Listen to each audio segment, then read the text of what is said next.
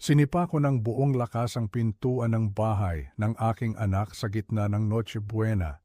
Sa labas, bumubuhos ang malakas na ulan at humahagupit ang bagyo, pero sa loob, nakita ko silang nagtatawanan habang kumakain ng mainit na lechon. Nanginginig sa ginaw ang apo kong si Marco sa labas ng gate. Basang-basa. Gutom, halos kulay ube na ang kanyang mga labi. At bakit? Dahil lang nasunog niya ng kaunti ang balat ng lechon belly na worth 2,000 pesos. Mas mahalaga pa sa manugang ko ang baboy kaysa sa buhay ng tao. Napakasakit, walang utang na loob. Akala ni Rico dahil siya ang may-ari ng mansyon, kaya na niyang apihin ang apo ko, pero nagkakamali siya. Hinding-hindi ko mapapatawad ang ginawa nila. Nang gabing iyon, tinawagan ko ang mga pulis. At ang akala nilang masayang handaan ay nauwi sa hustisyang hinding-hindi nila malilimutan. Pero bago natin ituloy ang kwento ng paghihiganti at katarungan, please subscribe sa channel at isulat sa comments kung anong oras na diyan sa inyo ngayon. Hindi ako kumatok. Sa buong buhay ko bilang isang ama at lolo, tinuruan ko ang aking mga anak ng respeto. Tinuruan ko sila na laging magmano, na laging magsabi ng tao po bago pumasok sa bahay ng may bahay.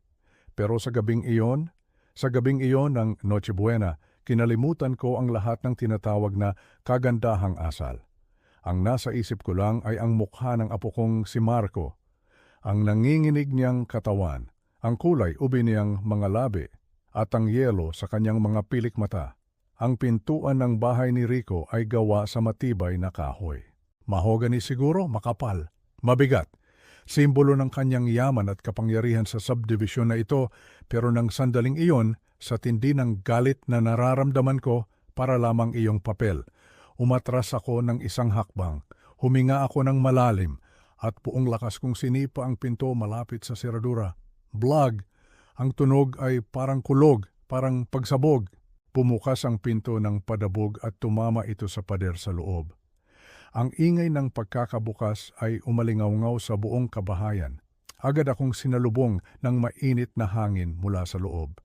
At kasabay ng init na iyon ay ang mga amoy na lalong nagpakulo ng dugo ko. Amoy ng hamonado, amoy ng spaghetti na may hotdog, amoy ng matamis na fruit salad, at higit sa lahat, ang amoy ng bagong lutong lechon. Pumasok ako sa loob. Hila-hila ko si Marco na nakabalot pa rin sa aking basang jacket. Para kaming pumasok sa ibang mundo. Sa labas, impyerno ng bagyo at lamig. Dito sa loob, paraiso. Ang dining area ay napakaganda. May malaking chandelier sa itaas na nagbibigay ng mainit at madilaw na liwanag.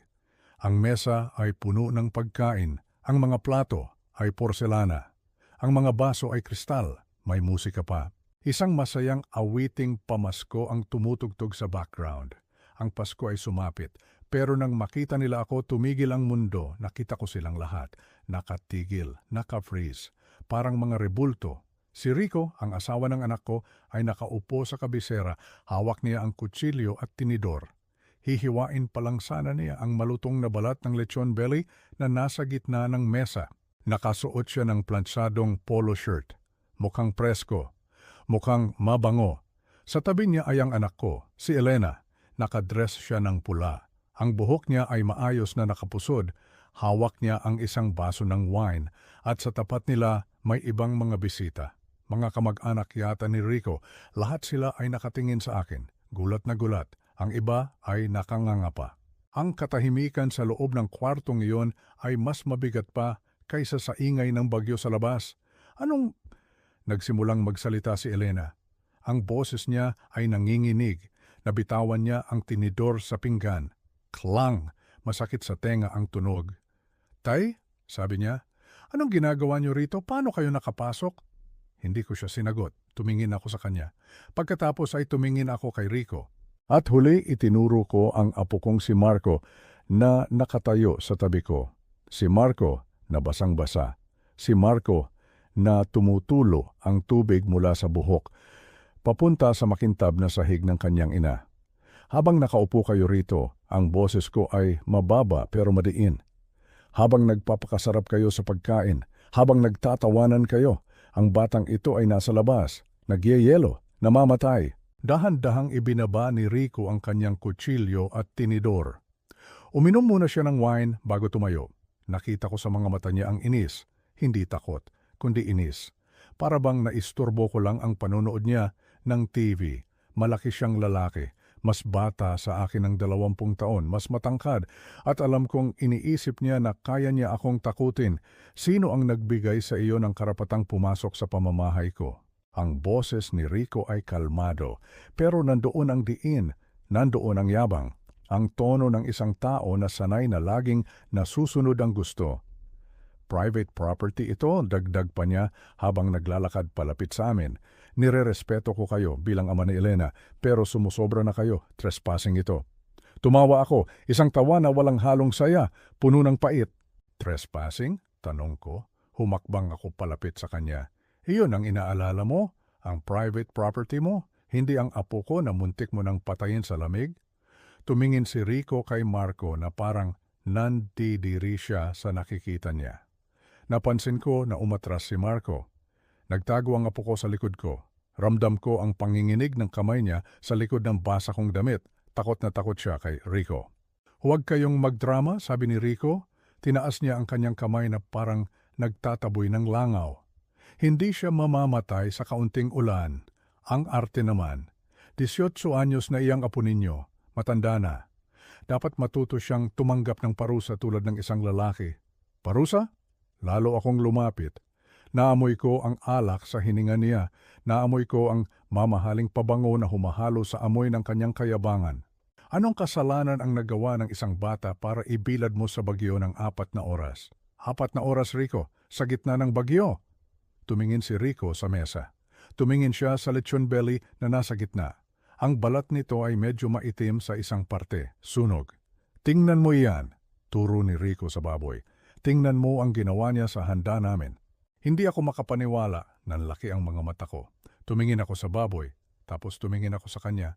Dahil sa baboy? Tanong ko. Lechon belly? Iyan. Sagot ni Rico na parang iyon ang pinakaimportanteng bagay sa mundo. Special order, 2,000 pesos ang halaga niyan. 2,000. At anong ginawa ng magaling ninyong apo? Iniwan niya sa oven. Nakalimutan niya ang timer. Nasunog ang balat. Nasira ang crispiness, nakakahiya sa mga bisita. Natahimik ako. Sa loob ng ilang segundo, hindi ako makapagsalita. Hindi dahil sa wala akong masabi, kundi dahil hindi ko maproseso ang naririnig ko. 2,000. Dahil sa halagang 2,000, pinarusahan niya ang isang tao. Dahil sa balat ng baboy na naging medyo maitim, itinapon niya ang anak ng asawa niya sa labas ng bahay habang bumabagyo. Dahil sa 2,000 piso, inulit ko, ang boses ko ay nanginginig na sa galit. Dahil sa isang piraso ng baboy, handa mong isakripisyo ang buhay ng tao? Ganun ba kababa ang tingin mo sa apo ko? Mas mababa pa sa presyo ng ulam? Responsibilidad ang itinuturo ko sa kanya, biglang sigaw ni Rico. Nawala na ang kalmadong boses. Lumabas na ang totoo niyang kulay. Namula ang mukha niya. Wala siyang disiplina. Lumaki sa layaw. Kung hindi siya tuturuan ng leksyon ngayon, kailan pa? Kapag sinunog na niya ang buong bahay ko? Tumingin ako kay Elena. Nakaupo pa rin siya. Nakayuko. Pinipigan niya ang napkin sa kanyang mga kamay. Umaasa ako na tatayo siya, na isasaboy niya ang wine sa mukha ng asawa niya. Natatakpo siya palapit kay Marco at yayakapin ang anak niya, na magiging ina siya. Elena, tawag ko sa kanya. Naririnig mo ba ito? Naririnig mo ba ang sinasabi ng asawa mo? Dahan-dahang nag-angat ng tingin si Elena. Puno ng luha ang mga mata niya. Pero hindi siya tumingin sa akin. Tumingin siya kay Rico. Tumingin siya na parang isang takot na tuta na naghihintay ng utos ng amo. Tay, bulong ni Elena, umuwi na lang po kayo please.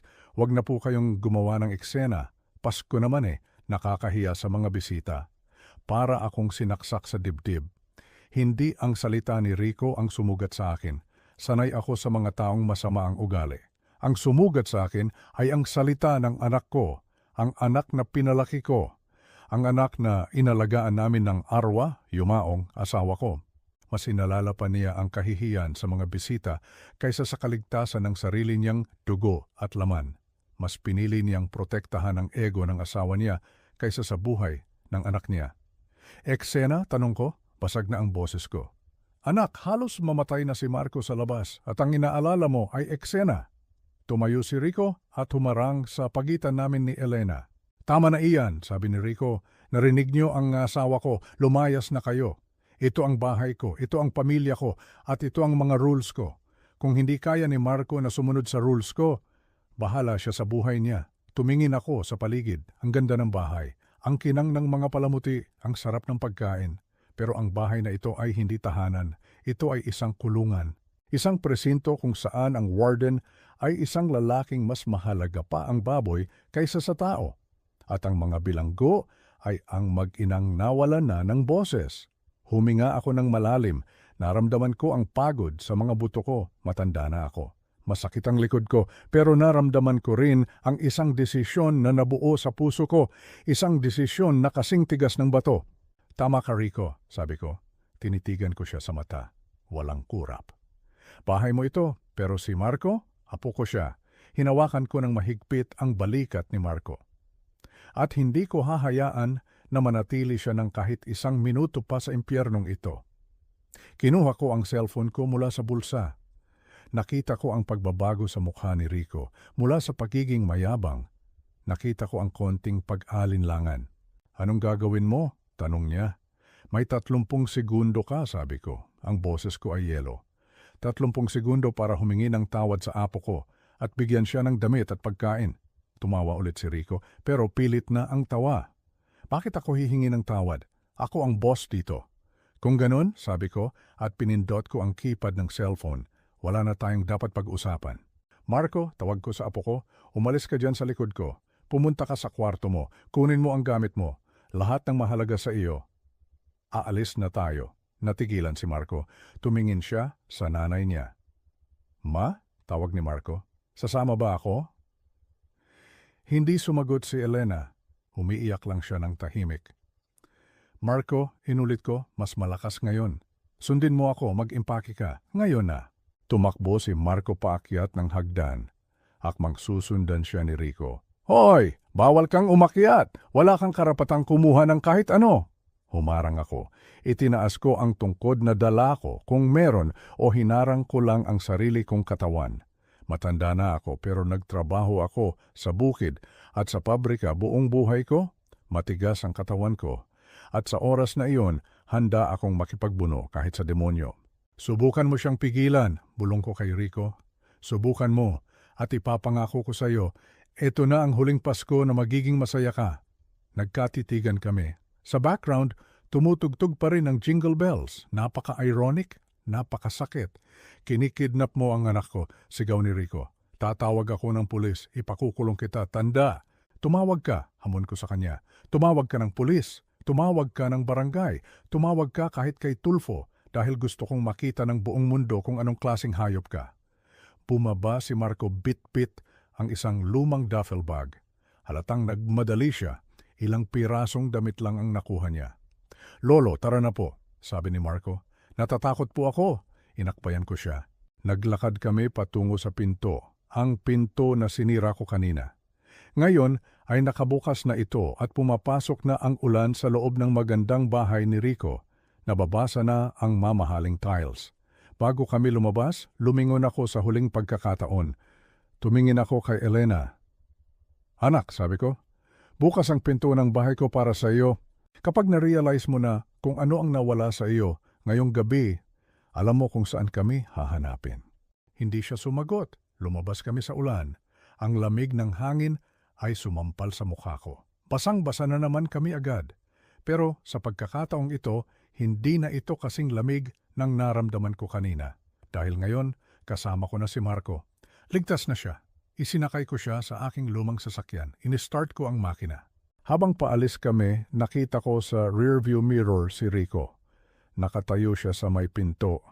May hawak siyang telepono. Alam ko ang gagawin niya.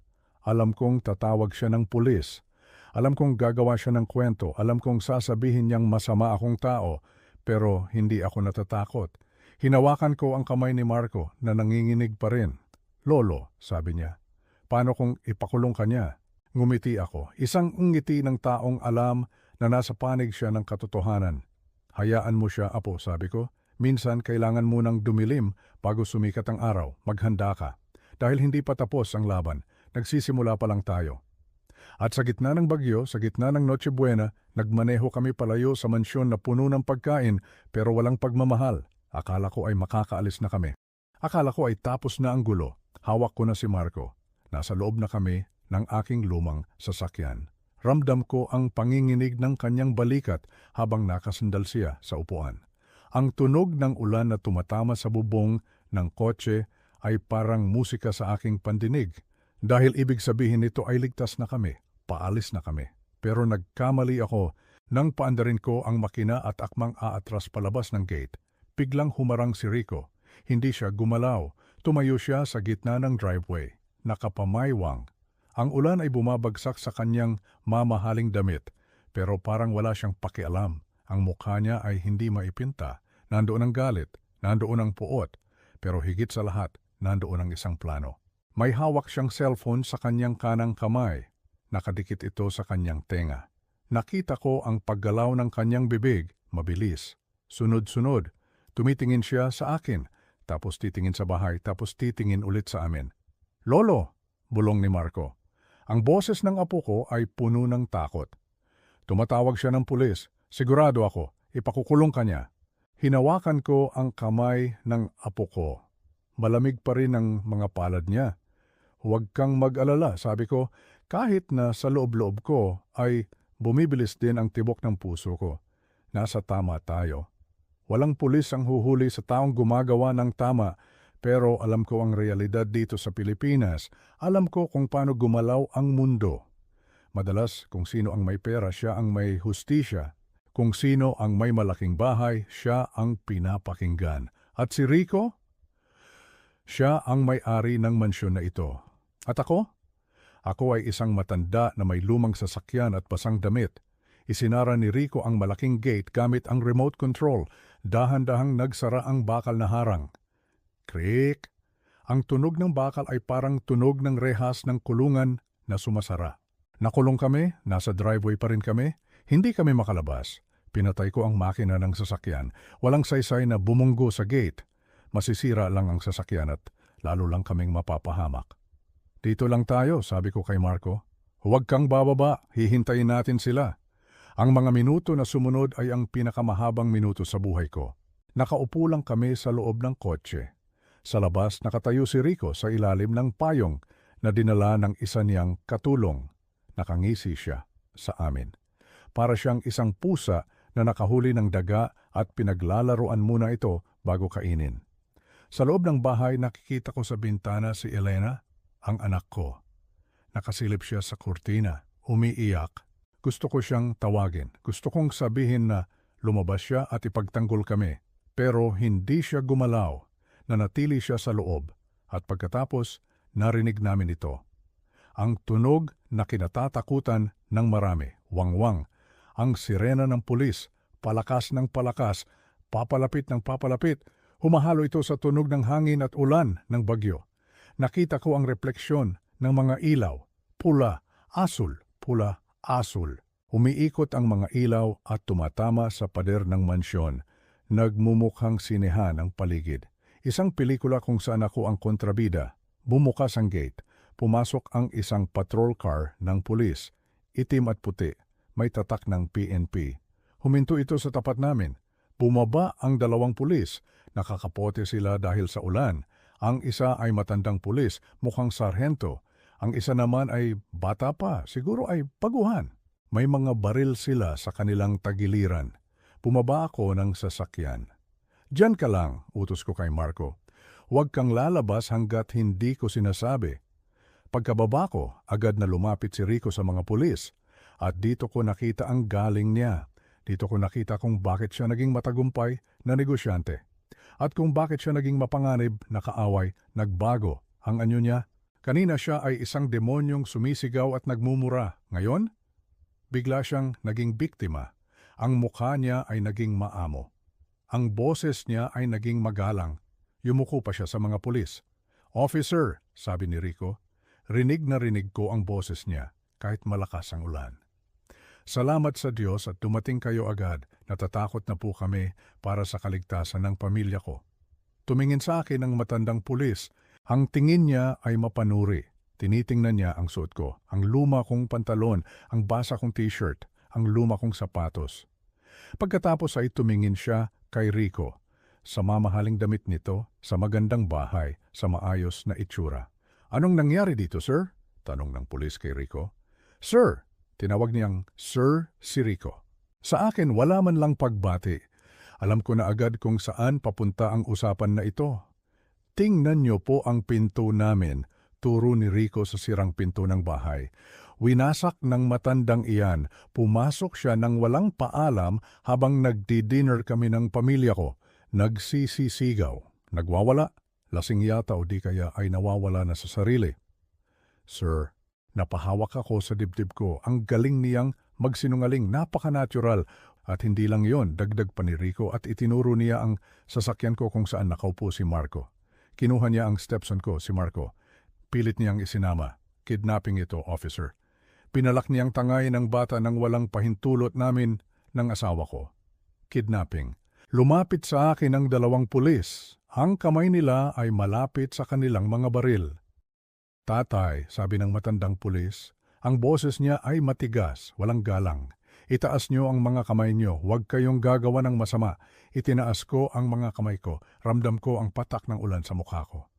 O baka luha na ito, hindi ko na alam. Officer, sabi ko, sinubukan kong pakalmahin ang boses ko. Hindi totoo ang sinasabi niya, hindi ako lasing. At lalong hindi ako kidnapper. Lolo ako ng batang iyan. Lolo man kayo o hindi, sagot ng pulis. Pumasok kayo sa private property, nanira kayo ng gamit, at tinangkan yung ilabas ang menor de edad nang walang paalam ng magulang. Menor de edad, sagot ko? 18 anyos na si Marco, nasa legal na edad na siya, at kaya ko siya kinuha ay dahil pinutol ni Rico ang sasabihin ko. Dahil ano? Singit ni Rico? Dahil gusto mong sirain ang pamilya namin?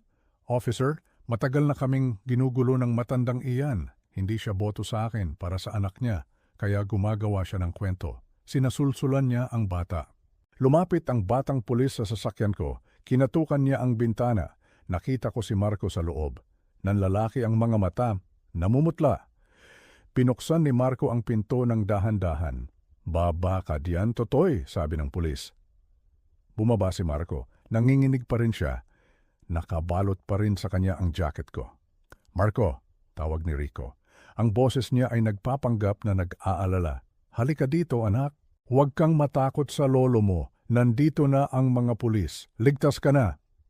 Tumingin si Marco kay Rico. Pagkatapos ay tumingin siya sa akin. Nakita ko ang takot sa mata ng apo ko. Takot siya sa mangyayari sa akin. Iniisip niya na kapag nagsalita siya ng totoo, baka lalo lang akong mapahamak. Iniisip niya na kapag lumaban siya, baka ipakulong ako ni Rico. Ang batang ito, kahit sa gitna ng takot, ay ako pa rin ang iniisip. Officer, sabi ko ulit, pakinggan niyo ako, tingnan niyo ang bata, basang-basa siya, nanginginig siya, hindi dahil sa akin, kundi dahil sa kanya. Itinuro ko si Rico, pinarusahan niya ang bata, pinalabas niya sa bagyo ng 4 na oras. 4 na oras, officer, muntik nang mamatay sa lamig ang apo ko habang kumakain sila sa loob. Tumawa ng mahina si Rico. Umiling-iling siya na parang lungkot na lungkot. Nakikita niyo na, officer, sabi ni Rico. Gumagawa na naman siya ng kwento. Si Marco ay lumabas lang para salubungin siya. Nabasa lang sila nung pilit niyang hinila ang bata papunta sa kotse. Lumingon ang pulis kay Marco. Totoo ba yon, Totoy? Tanong ng pulis. Pinilit ka bang isama ng lolo mo? Sinaktan ka ba niya? Ito na ang sandali. Tumahimik ang paligid. Kahit ang ulan ay parang humina sandali para pakinggan ang sagot ng isang bata. Nakatingin si Rico kay Marco. Ang tingin niya ay matalim. Isang babala. Subukan mong magsalita at lagot kayong dalawa. Nakatingin ako kay Marco. Ang tingin ko ay puno ng pag-asa. Sabihin mo ang totoo, apo, huwag kang matakot. Yumuko si Marco. Tumingin siya sa kanyang mga paa na nakatapak sa basang semento. Hindi po, bulong ni Marco. Ano iyon? Tanong ng pulis. Lakasan mo! Nagangat ng tingin si Marco. Tumingin siya diretso sa mata ng pulis. Hindi po totoo ang sinabi ni Tito Rico, sabi ni Marco. Ang boses niya ay mahina, pero Malinaw. Hindi ako pinilit ni Lolo, iniligtas niya ako, natigilan ang pulis. Natigilan si Rico, nawala ang ngisi sa mukha niya. Anong iniligtas? Tanong ng matandang pulis. Lumapit siya ng kaunti kay Marco. Napansin niya siguro ang panginginig ng bata. Napansin niya siguro na ang damit ni Marco sa ilalim ng jacket ay basang-basa at manipis. Pinatayo po ako sa labas, patuloy ni Marco. Nagsimula ng tumulo ang luha niya. Mula pa kaninang umaga, wala akong coat, wala akong payong, bawal po akong pumasok. Kasi nasunog ko po yung lechon. Sinungaling, sigaw ni Rico. Biglang nawala ang pagiging sir niya. Lumabas ulit ang tunay na ugali. Huwag kang maniwala sa kanya. Tinuruan siya ng matandang iyan na magsinungaling. Pero sa pagkakataong ito, hindi na tumingin ang pulis kay Rico. Nakatingin lang ang pulis sa bata. Sa Pilipinas may kasabihan tayo. Ang mata ng bata ay hindi marunong magsinungaling. At ang mata ng isang bata na nanginginig sa ginaw na may pasa ng takot sa mukha ay mas malakas kaysa sa anumang salita ng isang mayaman. Pinatayo ka sa labas? Tanong ulit ng pulis. Sa bagyong ito? Tumango si Marco. Opo, gutom na po ako at giniginaw. Kung hindi dumating si Lolo, baka hindi na po ako nagising bukas. Napatingin ang pulis sa akin. Sa unang pagkakataon ngayong gabi, nakita ko ang respeto sa mga mata niya. Hindi respeto dahil sa pera, kundi respeto ng isang tao sa kapwa-tao. Ibinaba niya ang kanyang kamay mula sa baril. Sir, sabi ng pulis kay Rico. Sa pagkakataong ito, ang salitang sir ay wala ng galang. Ito ay may halong pagdududa. Totoo ba ito?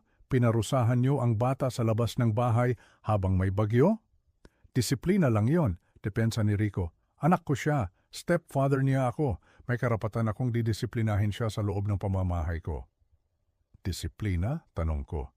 Humakbang ako palapit. Ang disiplina nagtuturo. Ang ginawa mo pumapatay. Ang tawag diyan, Rico, ay child abuse. Wala kang alam sa batas, sigaw ni Rico sa akin. Wala kang ebidensya. Salita lang yan ng isang bata at isang matanda. Tumingin ako sa bahay. Sa bintana kung saan nakasilip kanina si Elena, kailangan namin ng isa pa. Kailangan namin ng huling pako sa kabaong ng kasinungalingan ni Rico. Officer, sabi ko, may isa pang saksi. Ang nanay ng bata, ang anak ko, si Elena. Tumingin kaming lahat sa pintuan ng bahay. Nakabukas pa rin ito. Ang ilaw sa loob ay maliwanag. Tawagin niyo ang misis niyo, sir, utos ng pulis kay Rico. Hindi na kailangan, sabi ni Rico. Medyo kinakabahan na. Masama ang pakiramdam niya. Natutulog na siya. Nandito ako.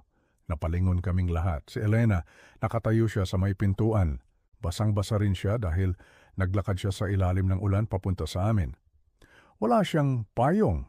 Ang maganda niyang dress ay basa na. Ang makeup niya ay tumulo na dahil sa luha at ulan. Pero ang mukha niya, wala na ang takot. Wala na ang pag-aalinlangan. Tumingin siya sa akin at nakita ko ang anak ko na kilala ko noon, ang matapang na Elena. Ang Elena bago siya nasira ng lalaking ito. Lumapit si Elena sa amin. Hindi siya tumingin kay Rico.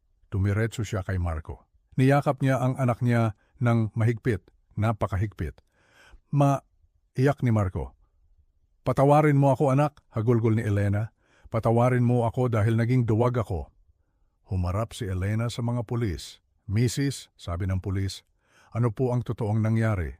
Tumingin si Rico kay Elena. Ang mata niya ay nanlilisik, isang babala. Isipin mo ang ginagawa mo. Mawawala sa iyo ang lahat.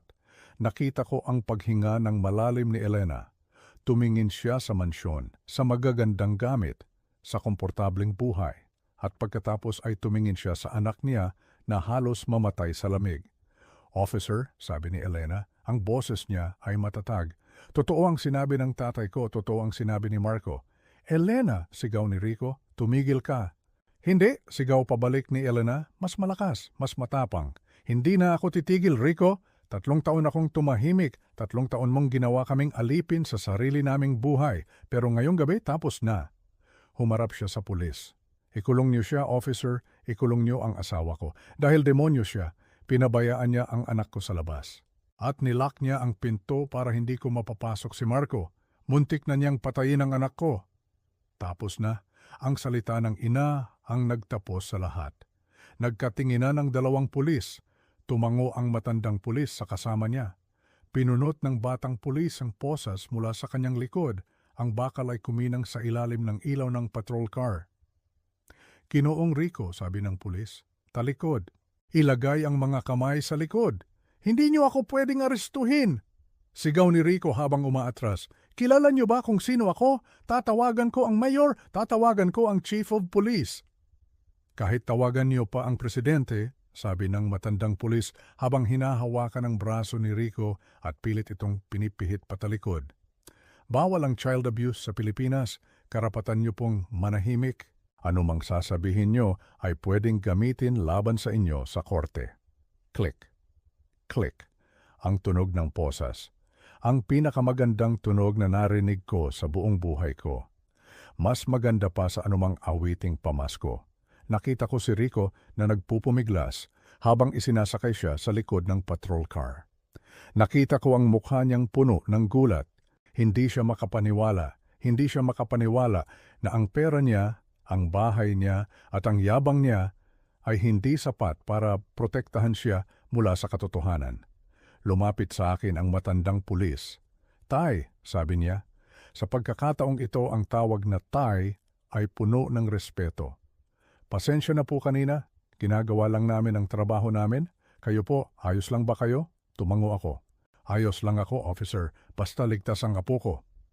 Kailangan niyo pong sumama sa presinto para magbigay ng statement, sabi ng pulis.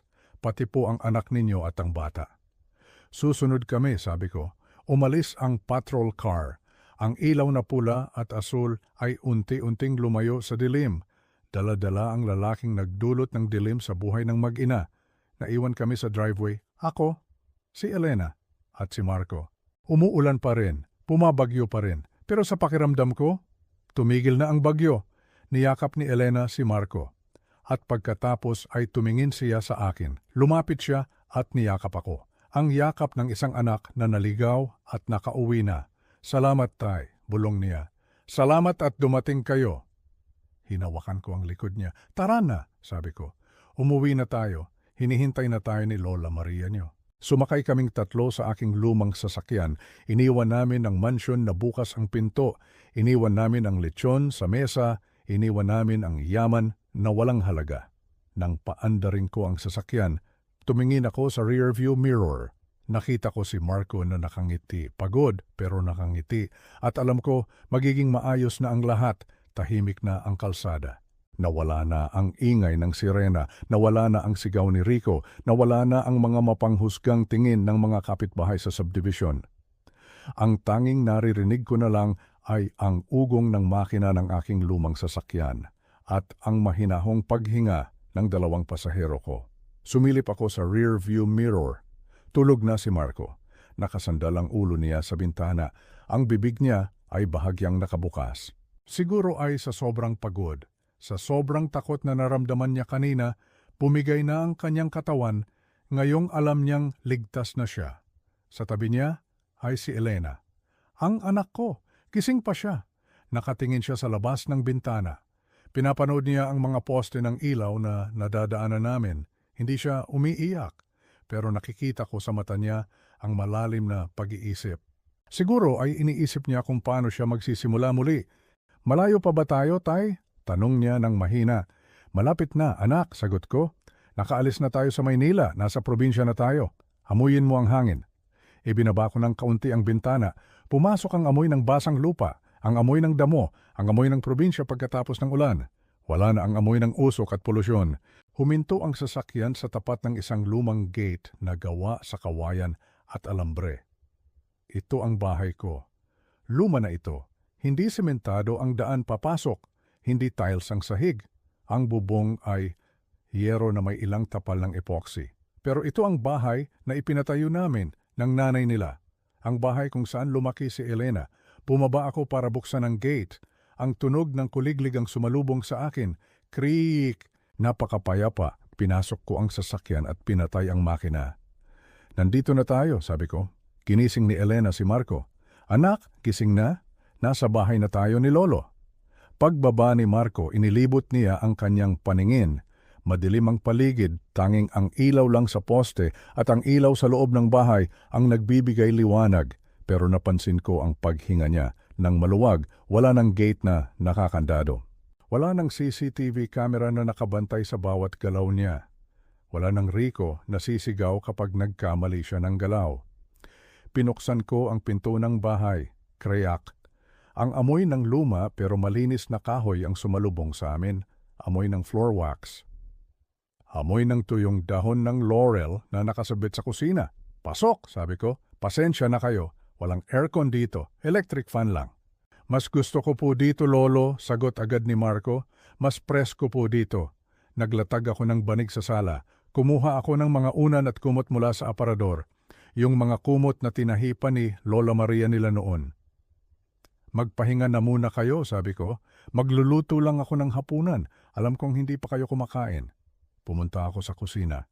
Wala akong lechon, wala akong hamonado, wala akong queso de bola, wala akong imported na wine. Ang meron lang ako ay ang natirang ulam kaninang tanghali at ilang piraso ng tuyo sa garapon. Nagsaing ako ng kanin. Habang kumukulo ang bigas, naghiwa ako ng bawang. Maraming bawang, sibuyas, at nilabas ko ang manok na nasa ref, adobo. Ito ang paborito ni Elena noong bata pa siya. Adobong tuyo na maraming bawang at paminta. At pinirito ko ang tuyo. Ang amoy ng tuyo at bawang ay kumalat sa buong bahay. Para sa iba, amoy mahirap ito. Pero para sa amin, ito ang amoy ng tahanan. Inihain ko ang pagkain sa maliit na mesa sa kusina. Walang mantel na mamahalin, walang kandila. Ang mga pinggan namin ay hindi magkakapareho. May baso na galing sa garapon ng peanut butter. Pero nang umupo kami para kumain, naramdaman ko ang isang bagay na wala sa mansyon ni Rico. Init. Kain na tayo, sabi ko. Magdasal muna tayo. Nagdasal si Marco. Ang dasal niya ay mahaba at taimtim. Nagpasalamat siya sa Diyos dahil buhay pa siya. Nagpasalamat siya dahil nakaligtas siya sa lamig. Nagsimula kaming kumain. Nakita ko si Marco. Sunod-sunod ang subo niya. Kinakamay niya ang kanin at isinasawsaw ang tuyo sa suka na may sili. Ang sarap po, Lolo, sabi niya habang may laman pa ang bibig. Sobrang sarap po. Napaluha si Elena habang pinapanood ang anak niya. Bakit ka umiiyak, anak? Tanong ko. Kasi tay, punas ni Elena sa luha niya. Ngayon ko lang ulit nakitang kumain ng ganyan si Marco. Sa bahay ni Rico, takot siyang kumain. Bawal siyang sumubo kapag hindi pa tapos si Rico. Bawal siyang magsalita, bawal siyang humingi ng extra rice. Hinawakan ko ang kamay ni Elena. Wala na si Rico, sabi ko.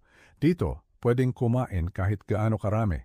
Dito, pwedeng magsalita. Dito, walang batas kundi ang magmahalan. Ang gabing iyon ay natapos ng mahimbing ang tulog naming lahat. Walang malambot na kutsyon, papaglang na kawayan. Pero iyon ang pinakamasarap na tulog na naranasan ni Marco sa loob ng 3 taon. Lumipas ang mga araw at naging mga buwan. Ang buhay sa probinsya ay simple. Gigising kami kapag tumilaok na ang manok. Magkakape kami sa balkonahe habang pinapanood ang pagsikat ng araw. Dahan-dahan, nakita ko ang pagbabago kay Marco. Noong unang linggo, lagi pa siyang nagugulat. Kapag may bumagsak na kaldero, napapatalon siya sa takot. Akala niya ay may sisigaw. Akala niya ay may papalo sa kanya. Pero sa bawat araw na lumilipas na walang sumisigaw, unti-unti siyang kumalma. Bumalik ang kulay sa pisngi niya. Tumaba siya ng kaunti dahil sa luto kong gulay at isda at si Elena nagbago rin siya. Mula sa pagiging takot na misis, naging masipag na nanay siya. Nakahanap siya ng trabaho sa palengke. Tindera siya ng tela. Maliit lang ang sweldo, hindi hamak na mas maliit kaysa sa allowance na binibigay ni Rico noon. Pero ang pera na hawak niya ngayon, kanya ito. Pinaghirapan niya ito at walang sinuman ang pwedeng manumbat sa kanya. Isang hapon habang nagdidilig ako ng halaman, tumatakbo si Marco pauwi. May hawak siyang malaking sobre. Lolo, mama, sigaw niya. Lumabas si Elena mula sa kusina. Bakit anak? Anong nangyari? Dumating na po, sabi ni Marco, hinihingal. Yung sulat galing sa UP, University of the Philippines. Kinabahan ako. Alam kong matalino ang apo ko pero alam ko ring mahirap makapasok sa UP. Dahan-dahang binuksan ni Marco ang sobre. Pinasa niya ang papel. Tumahimik siya. Anak, tanong ni Elena. Ano daw? Tumingin si Marco sa amin at unti-unting lumabas ang isang malawak na ngiti. Pumasa ako, ma. Full scholarship, libre ang tuition, may allowance pa para sa libro. Napatili si Elena at niyakap ang anak niya. Napapalakpak ako sa tuwa. Engineering, sabi ni Marco. Magiging engineer ako, Lolo, tulad ng pangarap natin. Engineering. Sa isip ko, nakita ko si Rico. Naalala ko ang sinabi niya noon na walang mararating si Marco, na pabigat lang ito, na isa itong walang kwentang bata.